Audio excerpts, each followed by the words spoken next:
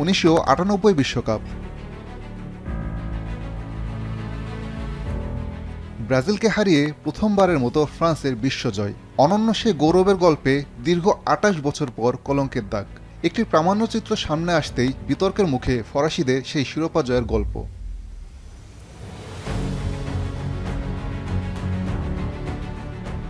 Zidane the making of a legend প্রামাণ্যচিত্রে ফ্রান্সের সাবেক ক্রীড়ামন্ত্রী মারি জর্জ বুফের এক স্বীকারোক্তি ঘিরেই বিতর্কের সূত্রপাত, যেখানে তিনি জানিয়েছেন 1998 বিশ্বকাপ শুরুর আগে ফ্রান্স জাতীয় দলের উপর আকস্মিক ডোপিং পরীক্ষা বন্ধ রাখা হয়েছিল।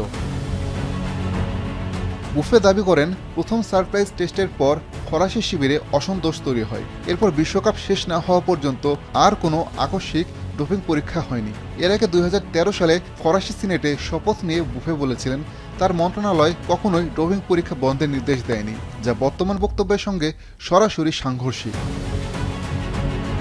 এ বিষয়ে আরেকটি চাঞ্চল্যকর তথ্য দিয়েছেন সে সময় পরীক্ষার দায়িত্বে থাকা চিকিৎসক আলা গার্নিয়ে। তার ভাষ্য, তাকে মৌখিকভাবে জানিয়ে দেওয়া হয়েছিল বিশ্বকাপ শেষ না হওয়া পর্যন্ত ফ্রান্স দলকে যেন আর বিরক্ত করা না হয়। এই বিষয়েও সত্যতা স্বীকার করেছেন বুফে।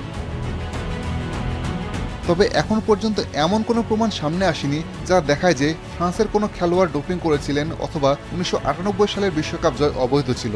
নতুন বিতর্কের মূল কারণ বিশ্বকাপের আগে আকস্মিক ডোপিং পরীক্ষা স্থগিত করা। বহু বছর পর আসা এই স্বীকারোক্তি 1998 বিশ্বকাপকে ঘিরে নতুন প্রশ্নের জন্ম দিয়েছে। তবে এই বিতর্ক শেষ পর্যন্ত নতুন কোনো তদন্তে গড়ায় কিনা সেটি এখন দেখার বিষয়। আসাদুজ্জামান লিটন, এখন।